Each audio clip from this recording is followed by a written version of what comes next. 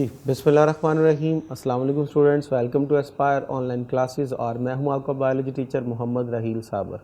तो स्टूडेंट हमारी biology part 2 चल रही थी और अब तक हमारे जो है वो 13 लेक्चर हो चुके हैं। आज हम करने जा रहे हैं अपना लेक्चर नंबर 14। आज के लेक्चर में हम इस चैप्टर को कंप्लीट करेंगे और कंप्लीट करके इसके आखिरी टॉपिक को पढ़ के हम क्या करेंगे, साथ ही इसकी ऑब्जेक्टिव को भी क्या कर लेंगे, डिस्कस कर लेंगे। सो आइए जी आज इस चैप्टर को कंप्लीट करते हैं और साथ ही इसकी एक्सरसाइज को भी क्या करते हैं, आपके साथ शेयर करते हैं। So let's start with thermostat function and feedback control in human.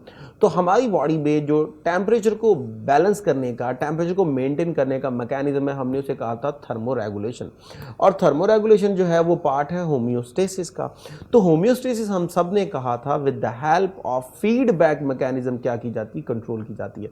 तो डेफिनेटली जब आपकी बॉडी में जब टेम्परेचर को स्टेबलाइज किया जा रहा है, टेम्परेचर को कंट्रोल किया जा रहा है, आपकी बॉडी जो है वो अपने अंदर टेम्परेचर को क्या कर रही है, एक स्पेसिफिक सेट पॉइंट पे सेट कर रही है, तो वो थर्मोरेगुलेशन है। और वो अंडर होम्योस्टेसिस किस में चली जाएगी, फीडबैक मैकेनिज्म में चली जाएगी।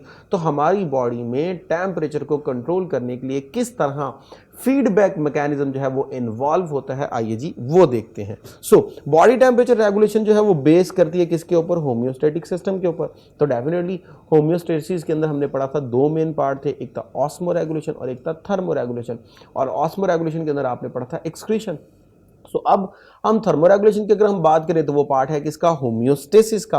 और होम्योस्टेसिस डेफिनेटली किस पे चल रहा होता है, फीडबैक मैकेनिज्म के ऊपर। यानी प्रॉपर बॉडी के अंदर चेक और बैलेंस होगा। मैंने जो है फर्स्ट लेक्चर के अंदर वो फीडबैक मैकेनिज्म की आपको डेफिनेशन बताई थी कि अगर आसान अल्फाज में आप इसे समझना चाहते हैं तो वो क्या होता है, प्रॉपर बॉडी का एक चेक एंड बैलेंस सिस्टम होता है। बॉडी फौरन चेक करती है कि किस चीज में चेंजेस आ रही हैं, फिर बॉडी उन चेंजेस के मुताबिक, बॉडी की रिक्वायरमेंट के मुताबिक उनको बैलेंस करने की, उनको एडजस्ट करने की क्या करती है, कोशिश करती है। सो बिल्कुल इसी तरह आपकी बॉडी के अंदर जब टेम्परेचर में चेंज आ रहा होगा तो फीडबैक मैकेनिज्म एक्टिवेट होगा। वो फौरन इस बात को आइडेंटिफाई करेगा कि बॉडी के टेम्परेचर में क्या आ रहा है, चेंज आ रहा है। या एक्सटर्नल एनवायरनमेंट में चेंज आ रहा है तो फौरन इस बात को आइडेंटिफाई किया जाएगा कि एक्सटर्नल एनवायरनमेंट में क्या आ रहा है, चेंज आ रहा है। उस एक्सटर्नल एनवायरनमेंट में चेंज आने पर बॉडी पे क्या अफेक्ट होगा और बॉडी को उस चेंज के लिए क्या क्या रिस्पॉन्सेज करने हैं ताकि एक्सटर्नल और इंटरनल एनवायरनमेंट के मुताबिक बॉडी के टेम्परेचर को क्या किया जाए, बैलेंस किया जाए। तो इस सेंस में ये सारा हमारा बॉडी का जो टेम्परेचर रेगुलेशन मैकेनिज्म है वो किस में चला जाएगा, वो चला जाएगा फीडबैक मैकेनिज्म में चला जाएगा। और बॉडी के अंदर जो मेन चीज है जो इस सारे मैकेनिज्म को कंट्रोल कर रही है, कंट्रोलिंग सिस्टम वाला काम कर रही है, वो आपके पास हाइपोथैलेमस है। यहां हमने एक टर्म लिखी है जी थर्मोस्टैट। ये थर्मोस्टैट का काम कर रही है। तो थर्मोस्टैट शायद आपने फिजिक्स में पढ़ा हो कॉन्सेप्ट कि ये एक बेसिकली ऐसा इंस्ट्रूमेंट होता है जो टेम्परेचर को एक स्पेसिफिक सेट पॉइंट पे स्टेबलाइज कर देता है। अगर इससे ज़्यादा टेम्परेचर हो तब भी सर्किट ब्रेक हो जाएगा, इससे कम टेम्परेचर हो तब भी सर्किट ब्रेक हो जाएगा। बिल्कुल इसी तरह हमारी बॉडी में हाइपोथैलेमस हमारी बॉडी के टेम्परेचर को एक सेट पॉइंट पे रखे हुए है विच इज़ 37। अब अगर टेम्परेचर ज़्यादा होना शुरू हो जाएगा तब डिफरेंट अडेप्टेशंस होना शुरू हो जाएंगी, कम होना शुरू हो जाएगा तब डिफरेंट अडेप्टेशंस होना शुरू हो जाएगी, ताकि टेम्परेचर में उस वेरिएशन को क्या किया जाए, कंट्रोल किया जाए और बॉडी का टेम्परेचर एक सेट पॉइंट पे रखा जाए। सो हाइपोथैलेमस क्या करेगा, वो हमारी बॉडी का टेम्परेचर एक सेट पॉइंट पे रखेगा और हमें मालूम है वो बॉडी का टेम्परेचर जो सेट पॉइंट है वो कौन सा है, वो है 37। अब क्या क्या करना पड़ेगा इसको तो चेक करते हैं जी। पहले with respect to high temperature, यानी एक्सटर्नल एनवायरनमेंट में अगर टेम्परेचर हाई हो गया तो क्या होगा, तो जरा सोचिए। लास्ट लेक्चर में भी आपने पढ़ा था कि अगर एक्सटर्नल एनवायरनमेंट में टेम्परेचर बहुत ज़्यादा हाई हो जाए तब बॉडी को जरूरत होती है कि बॉडी से मैक्सिमम हीट को क्या किया जाए, लॉस किया जाए। उसके लिए हमें फिर डिफरेंट क्या करना पड़ती है, अडेप्टेशन करना पड़ती है। सो जरा चेक करते हैं क्या होगा। Number 1, temperature above the set point. तो डेफिनेटली एक्सटर्नल एनवायरनमेंट से जब टेम्परेचर बहुत ज़्यादा हाई है और वो आपकी बॉडी के ऊपर क्या कर रहा है, वो आपकी बॉडी के ऊपर इंटरेक्ट कर रहा है, तो उसकी वजह से आपकी बॉडी का भी टेम्परेचर क्या होना शुरू हो जाएगा, ज़्यादा होना शुरू हो जाएगा। तो जैसे ही बॉडी का टेम्परेचर सेट पॉइंट से बढ़ने लगेगा due to the external high temperature, तो फौरन उसे डिटेक्ट कौन करेगा, आपकी स्किन के जो थर्मो रिसेप्टर सेल्स हैं वो फौरन इसको क्या करेंगे, डिटेक्ट करेंगे और इस हाई टेम्परेचर का सिग्नल फौरन कन्वे किया जाएगा टुवर्ड्स हाइपोथैलेमस। अब हाइपोथैलेमस हमारे पास क्या है, मेन जो है वो कंट्रोलिंग सिस्टम है पार्ट ऑफ ब्रेन है, नर्वस सिस्टम का पार्ट है। और हमने पढ़ा था कि ये जो है वो मेन क्या करते हैं, रिस्पॉन्ड करते हैं और ऑर्डर देते हैं ताकि अफेक्टर उसको ओबे करे और क्या किया जाए, प्रॉपर तरीके से चीज़ को कंट्रोल किया जाए। सो फॉरेन थर्मोरिसेप्टर सेल स्किन के उन्होंने क्या किया, रिसीव किया मैसेज हाई टेम्परेचर का और फॉरेन मैसेज किसको दे दिया, हाइपोथैलेमस को। अब hypothalamus with the help of the coordination of different parts of the nervous system क्या करेगा, बॉडी में वो तमाम सिग्नल कन्वे करेगा जिनकी बिहाफ पे हीट कंजर्व करने वाले मैकेनिज्म स्टॉप कर दिए जाएंगे और हीट लॉस वाले मैकेनिज्म क्या कर दिए जाएंगे, ऑन कर दिए जाएंगे। और वो आपने पीछे पढ़े थे कि हीट को लॉस करने के लिए क्या क्या किया जाता है। Number 1, increase the blood flow to skin. तो आपको याद होगा हमने कहा था वैजो डायलेशन कर दी जाती है, स्किन के सुपरफिशियल पार्ट पे मैक्सिमम क्या किया जाता है जी, वो ब्लड वेजल्स को डायलेट कर देता है, मैक्सिमम वहाँ पे ब्लड का फ्लो होगा,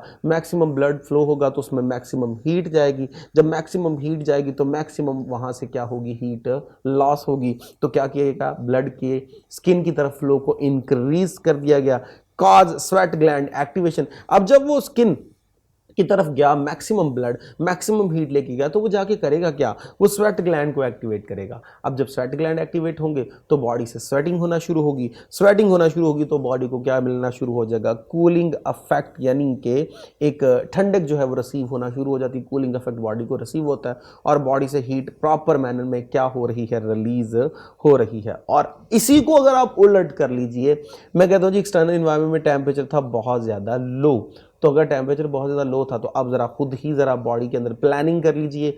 अब बॉडी को क्या करना है, body must need to conserve heat. जब बॉडी को कंजर्व करनी है हीट तो बॉडी के जो फॉरेन स्किन के सेल्स हैं, इनके अंदर जो सेल्स हैं वो डिटेक्ट करेंगे, रिसेप्टर सेल, और मैसेज कन्वे करेंगे हाइपोथैलेमस को। और हाइपोथैलेमस जो है वो कोऑर्डिनेशन की बेस पे पूरी बॉडी के अंदर सिग्नल कन्वे करेगा। लेकिन अब की बार वो सिग्नल ये वाले होंगे कि बॉडी में मैक्सिमम हीट को जनरेट करवाया जाए और मैक्सिमम उस हीट को कंजर्व करवाया जाए। और कंजर्व करने के मेथड आपने पढ़े थे, स्वेट ग्लैंड को इनएक्टिव कर दिया जाएगा, वैजो कंस्ट्रिक्शन कर दी जाएगी ताकि ब्लड का फ्लो सुपरफिशियल स्किन को कम से कम भेजा जाए ताकि स्वेट ग्लैंड आपके एक्टिवेट ना हो।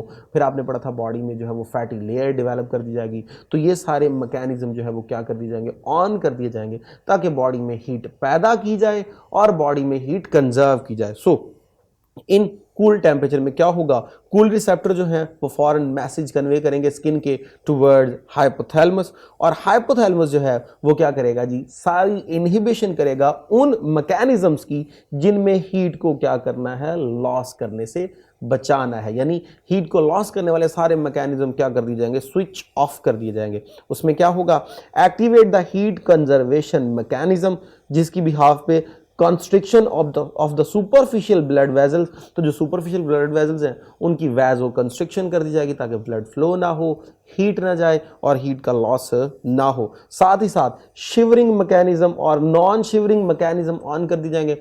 Shivering mechanism mean muscular activities involve होंगी ताकि हीट जनरेट की जाए, और नॉन शिवरिंग मैकेनिज्म जैसे मैंने आपको एग्जांपल दी थी कि आपकी बॉडी में थायराइड ग्लैंड एक्टिवेट हो जाएगा, वो क्या पैदा करेगा, वो थायरॉक्सिन पैदा करेगा। थायरॉक्सिन बॉडी के अंदर मैकेनिज्म को जो हीट प्रोडक्शन वाले हैं उन्हें स्विच ऑन कर देगा, मैक्सिमम ग्लूकोज को ब्रेक किया जाएगा, मैक्सिमम एनर्जी पैदा की जाएगी, और वो एनर्जी सारी हमने क्या करनी है, कंजर्व करनी है। तो इस तरह ये सारे मैकेनिज्म ऑन कर दिए जाएंगे ताकि उस हाई टेम्परेचर को क्या किया जाए, कंजर्व किया जाए। सो ये देखिए जी, इस डायग्राम में आप इस पूरे टॉपिक की समरी देखते हैं। ये देखिए जी, हमारा बॉडी का जो टेम्परेचर है वो एक सेट पॉइंट पे जो है वो क्या है जी, सेट है, फिक्स है, स्टेबलाइज है। अगर एक्सटर्नल इन्वायरमेंट की वजह से इसमें जो है वो इम्बैलेंस आना शुरू होगा, चेंज आना शुरू होगा, तो बॉडी क्या करेगी। सपोज एक्सटर्नल इन्वायरमेंट में टेम्परेचर बहुत ज़्यादा हाई है, तो यहाँ देखिए जी इम्बैलेंस हुआ और बॉडी का टेम्परेचर हाई होना शुरू हो गया, तो फॉरन स्किन से मैसेज कन्वे होगा टुवर्ड्स हाइपोथैलेमस। अब हाइपोथैलेमस जैसे ही मैसेज रिसीव करेगा, और मैसेज रिसीव क्या है कि बॉडी का टेम्परेचर बढ़ रहा है, तो अब उसको क्या करना है, बॉडी के टेम्परेचर को कम करना है ताकि बॉडी से हीट को क्या किया जाए, लॉस किया जाए। तो उसके लिए इसने क्या किया, एक्टिवेट कर दिया स्वेट ग्लैंड को, जो डेफिनेटली वो कूलिंग इफेक्ट पैदा करेगा और मैक्सिमम जो है वो बॉडी से हीट को रिमूव किया जाएगा। और दूसरी तरफ इसने क्या की, इसने कर दी वैसोडायलेशन।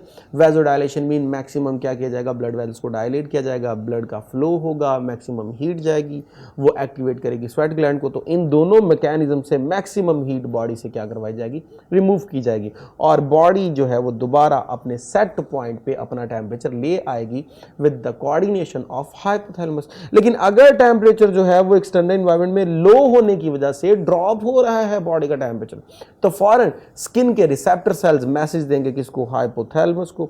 तो अब की बार नीचे वाले मैकेनिज्म ऑन होंगे। अब टेम्परेचर लो हो रहा है तो इसका मतलब हीट को क्या करना है, कंजर्व करना है। तो अब वो मैकेनिज्म ऑन किए जाएंगे जिसमें हीट को क्या किया जाएगा, कंजर्व किया जाएगा या हीट को प्रोड्यूस किया जाएगा। मिसाल के तौर पर देखिए जी, यहाँ पे मसल्स को एक्टिवेट किया जाएगा ताकि वो शिवरिंग मैकेनिज्म में इन्वॉल्व हो और बॉडी में हीट पैदा करें, ताकि बॉडी में मैक्सिमम हीट पैदा हो, बाहर वाली लो हीट को क्या किया जाए, फेस किया जाए। और साथ ही साथ ब्लड वेसल्स को क्या किया जाएगा, कॉन्स्ट्रिक्ट।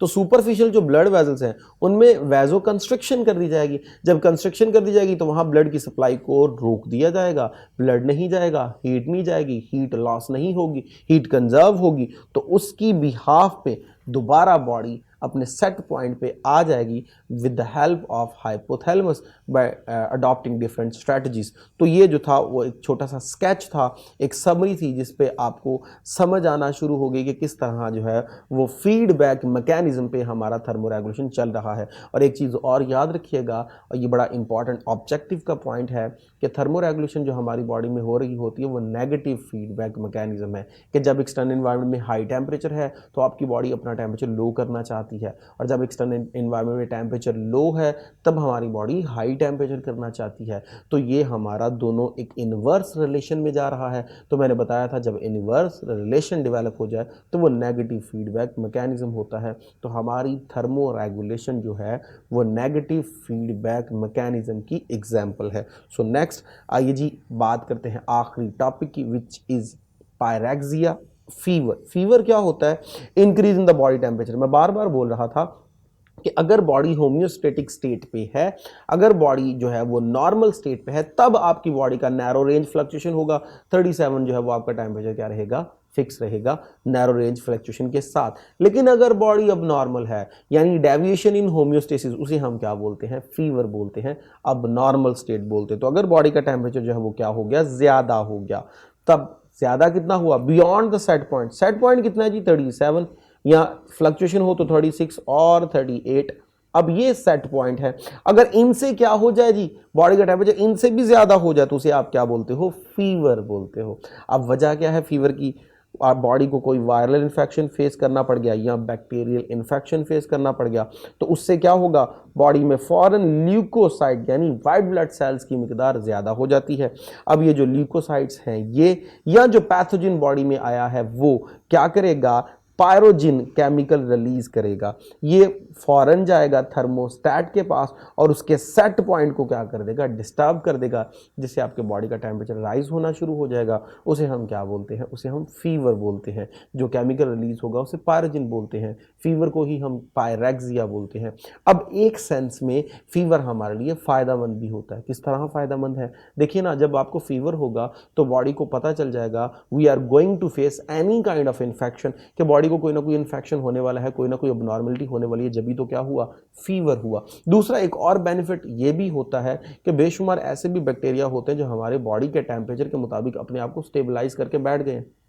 अब जैसे ही टेम्परेचर राइज होना शुरू होगा तो उस हाई टेम्परेचर पे वो तमाम बैक्टीरिया जो हमारी बॉडी में अडेप्टेशन कर चुके हैं और हैं वो नुकसानदेह, वो भी इससे क्या होना शुरू हो जाते हैं, मरना शुरू हो जाते हैं। अदरवाइज अब नॉर्मल तो ये है ही, क्योंकि इससे बेशुमार एंजाइम्स हमारे क्या हो जाएंगे, डीनेचर हो जाएंगे और भी बेशुमार अब नॉर्मलिटी होंगी। लेकिन एक सेंस में इसका फ़ायदा भी है कि बॉडी की डिटेक्शन हो जाएगी एनी काइंड ऑफ अबनॉर्मलिटी।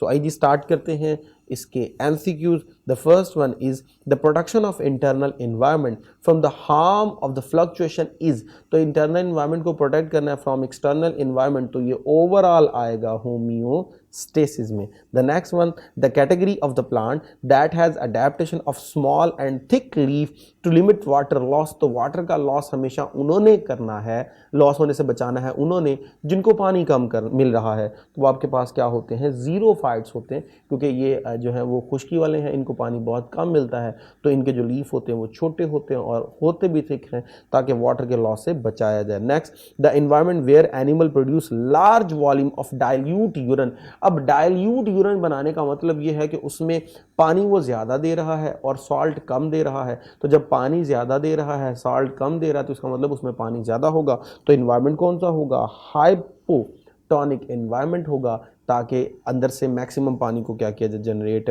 किया जाए। नेक्स्ट जी, fourth, which one of the following called as excretophore contributing mainly in the elimination of the waste। तो आपको याद होगा एक्सक्रीशन इन प्लांट में हमने डिस्कस किया था, लीव्स हमारे पास होते हैं जो वेस्ट को स्टोर करते हैं, और जब फॉलिंग ऑफ येलो लीफ होती है तो आपके पास plant will get rid from the waste, यानी प्लांट को छुटकारा मिल जाता है उन वेस्ट से। नेक्स्ट है जी, the excretory product that require minimum water for its elimination. तो अमोनिया को सबसे ज़्यादा पानी चाहिए, यूरिया को उससे कम, और यूरिक एसिड को सबसे कम पानी चाहिए होता है फॉर इट्स एलिमिनेशन। नेक्स्ट है जी, the group of animal whose excretory system is structurally associated with nutritive tract. तो मैलपीजियन ट्यूब्यूल थी जो कि आपकी डाइजेस्टिव ट्रैक से जुड़ी हुई थी, और वो इंसेक्ट्स यानी कि कॉकरोच के अंदर आपने पढ़ी थी, तो इंसेक्ट्स के अंदर ऐसा होता है जी। नेक्स्ट है जी 7, the excretory structure that deliver urine from kidney to urinary bladder. तो किडनी से ब्लैडर तक जो लेके जा रही होती है वो यूरेटर होती है, जो एक नैरो डक्ट है। Next, the metabolic waste that are ingested into the body and must be remove. तो वेस्ट बॉडी से निकालना है। पेस्टिसाइड्स डेफिनेटली ये भी निकालनी है। ड्रग्स ये भी निकालनी है। फूड एडिटिव्स जो बिल्कुल सारे हैं जो आपकी बॉडी से निकालना ज़रूरी होते हैं और बॉडी के लिए वेस्ट है। Name the type of adaptation from the following that responsible for shivering thermogenesis. तो अभी आपने पढ़ा वो फिजियोलॉजिकल अडेप्टेशन थी जिनमें शिवरिंग और नॉन शिवरिंग करवाई जाती है। Next, which one of the following is not endotherm. तो एंडोथर्म बॉडी के अंदर हीट पैदा नहीं होगी और बॉडी की उस हीट को, बॉडी के टेम्परेचर को कंट्रोल करने के लिए यूज नहीं किया जाएगा। मीन एनर्जी पैदा होगी लेकिन बहुत कम होगी। ये बाय नेचर एक्टो होते हैं ज़्यादातर। तो बर्ड्स जो है वो एंडो हैं, फ्लाइंग इंसेक्ट एंडो हैं, मैमल एंडो है, तो एम्फीबियन आपके पास होते हैं जो एक्टो होते हैं। तो स्टूडेंट यहाँ पे आपका चैप्टर कंप्लीट हुआ, एमसीक्यूज भी कंप्लीट हुए। इजाज़त दीजिए, थैंक यू वेरी मच, अल्लाह हाफिज़।